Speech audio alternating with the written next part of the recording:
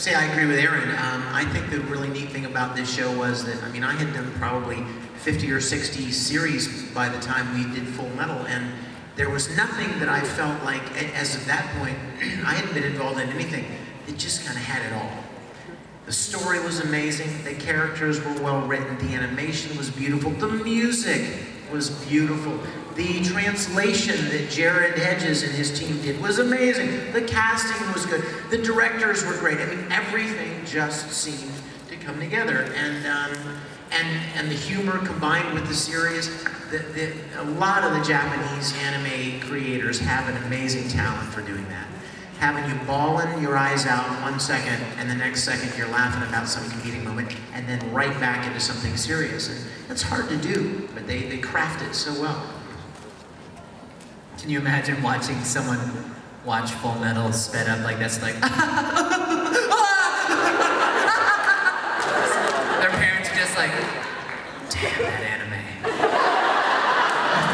The fast-forward Alchemist.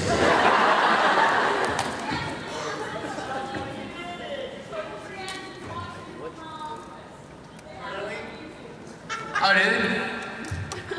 Of the voice actors of you up there, the ones that were in Clamp, like the Clamp productions like Tsubasa, Reservoir Chronicles, Triple X Holic, Chobits, did you have a lot of fun being those characters, and how much can you relate to them?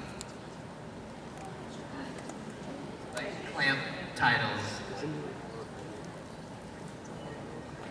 Well, I think, you know, anytime we get to work on a series, it's going to be fun. Because that means we're in the booth and we're practicing and our craft and getting to do it for a living.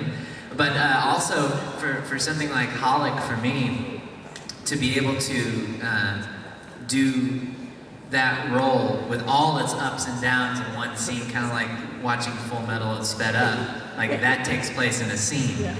And at the time, that was a very pivotal role for me, I felt, because before that I had done, you know, Yamato and Suzuka, and then I had gone into something like that. And so that show was very, it was a workout, because I lost my voice a couple times doing it because of the screaming and the yelling and the, you know, and then the laughing and the craziness and then the taking of pills to calm the emotions. And, you know, it was very, but I had a great time. I think that Clamp is very imaginative, and the little touches that they put in the episodes just make it all the more grand, you know. I agree. I love Tsubasa. I think Tsubasa's awesome. I think it's gorgeous. I think it's beautiful. Holic will always have a special place in my heart, because not only is it one of my favorite series, I love the manga, I love the anime, but that was the first thing Todd and I ever got to work together on, and we've been buds ever since. We've done everything. Like, I know, but yeah, enemies, friends, the whole 9 yards. And it's funny, it's like if Todd's in a show, I know that I'm not far behind. I'm like, oh, I'll be in there somewhere. Because we're like the Mutt and Jeff. It's really great. But I just love the style, and it's gorgeous. The fact that I play a character, a very brief appearing character in Tsubasa, and also in Holic, is like, I would love for Domaki and Seshiro to meet and like not say a word to each other. Just stare each other down and then walk away. I just want to see that. I want to see that for some reason. It's the weird part of me, but. We just a couple of weeks ago, recorded the Tsubasa OVAs. The Tokyo Revelation stuff. And you know, after doing so many episodes with, you know, playing Phi, and nothing bothers him. He's so lighthearted and he's so even-tempered. And then for the things to start getting dark and serious with that character, I've loved it. And I don't think there is much animation that I've seen that's any more beautiful than Clamp's animation. It's absolutely breathtaking. So it's been a real privilege to be a part of that show. Sweetie, another question? I was wondering what got you into voice acting, and if you hadn't gotten into voice acting, what profession you would have gone into? Wendella? Start it off. Everyone's already heard this story. I think so. I was in a play with Cynthia Grant, who plays Chi-Chi on Dragon Ball Z and Mitzi on Shin-Chan and many, many other things. And she actually took me up to the studio and I got to read for Chris Sabat, and I was in a show called Blue Gender. I don't know if any of you are familiar with that show. Thank you. I played Amma Kinder, and that is how I started in voice acting. If I wasn't voice acting, I'd probably be doing the same things I do. I do lots of different things, and all of the things that I do, I enjoy doing.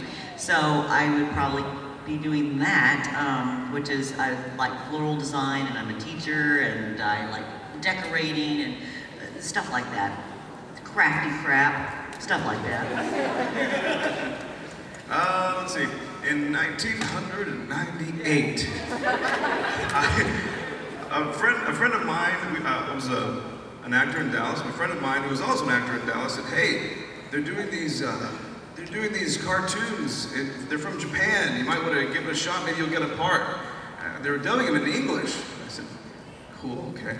So I go over there and I audition, and I get a couple of parts, and it turns out, my friend's name is Mike, it turns out the show was Dragon Ball Z. And so I thought, cool. And the friend is Mike McFarlane. And that's how that started. And then from there, I just kept doing more and more stuff, writing, directing, and so it kind of started that way for me. And as far as the job I would do, gosh, Undertaker. Like the wrestler or an Undertaker? I'm going to try to tell a quicker version of the story as I can, but I was kind of tricked into this. In a good way, though. I mean, I've always been an anime fan, and I loved it, but I hadn't acted in years when, back when I was 28 years old, Christopher Bevins, who was then directing, or beginning to direct the dub for Samurai 7, I'd been friends with him for a couple of years, and you know, knew what he did, thought it was really cool, never gave voice acting a thought. He called me and asked if I would come in to audition, and he had a specific part in mind that he wanted me to read for, and I told him no, that he was crazy. And Christopher Bevins, being the junkyard dog that he is, wouldn't take no for an answer and just hounded me for weeks and weeks and weeks. I kept coming up with ludicrous excuses for not going into audition. Like, I'm washing my hair tonight, or, you know, I'm straining cabbage, you know, whatever. And he finally said, you know, I'm going to get you in. I don't care. I'm going to drive, I'm going to kidnap you, and we're going to throw you in the booth, you're going to audition, you know, if I have to do that. So I finally just took him off my back, said, fine, okay, I'll go into audition. And mind you, it wasn't because I had anything against anime, it was because I loved anime, and I was absolutely terrified at the prospect of making an idiot out of myself, trying to do something that I'd never done before. Because I am not a very courageous person at all in real life. No. I play one on TV, but anyway. And so he got me into audition, and it was really funny. It was like a 4-hour-long audition, and I had done auditions before, not in that particular atmosphere, but I thought, how do you people get anything done if everybody takes like 4 hours to audition? This is insane. Like matching flaps and looking at the animation. This is ridiculous. And when I got out, totally convinced I had bombed it and I was going to be laughed out of the studio, I kind of came out going, yeah, see, I told you I would suck. And he goes, yeah, that was terrible. Sign here, you're an actor. We just recorded the first 6 episodes. And you're coming back on Sunday. And that's how it started. And then it's been this crazy, crazy ride ever since. And I love every minute of it. But man, I have backup singers. The one thing I would probably be one of two things had I not by total luck found my way into this profession. I would be either a concert pianist or I would have been an architect. Crafty stuff. I made a building once out of wool knit. But so that's my crazy story. There is a voice actor, a very talented voice actor in Houston named John Grimion. And several years ago, John and I were working on a video production in Houston, and he said, you want to go on audition for this place in town. They dubbed this Japanese cartoon anime stuff into English, and they need actors. So I went and auditioned, and I got cast as Vega in Street Fighter 2. And then just kept working. And I'm very, very, very grateful for the opportunity to do what I do. I love